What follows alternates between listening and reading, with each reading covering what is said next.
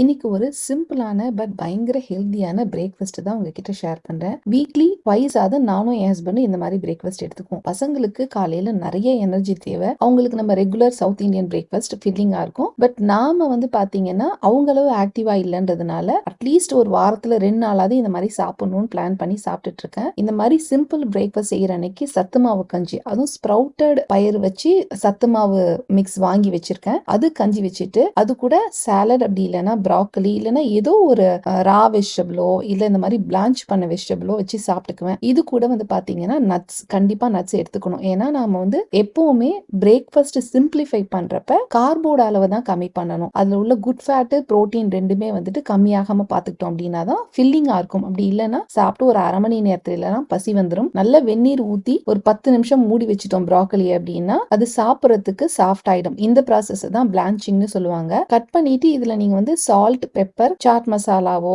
இல்ல சீரகத்தூளோ போட்டு மிக்ஸ் பண்ணிக்கிட்டீங்கன்னா உங்களுக்கு சாப்பிடறதுக்கு கொஞ்சம் நல்லா இருக்கும். ஃப்ரீக்வெண்டா இந்த மாதிரி சாப்பிடறதுக்கு கொஞ்சம் போரிங்கா தான் இருக்கும். இப்ப நான்லாம் எனக்கு காலையில சவுத் இந்தியன் பிரேக்ஃபாஸ்ட் தான் ரொம்ப பிடிக்கும். பட் நம்ம வெயிட் கம்மி பண்ணணும் இல்ல ஒரு ஹெல்தியான லைஃப் ஸ்டைலுக்கு மாறணும் அப்படின்றப்ப ஒன்ஸ் இன் அ வைல் இந்த மாதிரி சாப்பிட்டுக்கலாம். கொஞ்சம் கொஞ்சமா இம்ப்ளிமெண்ட் பண்றேன். இந்த மாதிரி நிறைய காம்பினேஷன் இருக்கு. ரொம்ப சிம்பிளா ஹெல்தியான ஒரு பிரேக்ஃபாஸ்ட் இது. நீங்க வெயிட் வாட்சரா இருக்கிறீங்க இல்ல வெயிட் கம்மி பண்ணணும் அப்படின்னு நினைக்கிறீங்கன்னா இந்த பிரேக்ஃபாஸ்ட் ஒரு வாட்டி ட்ரை பண்ணி பாருங்க. வீடியோ பிடிச்சிருந்ததுன்னா மறக்காம லைக் பண்ணுங்க.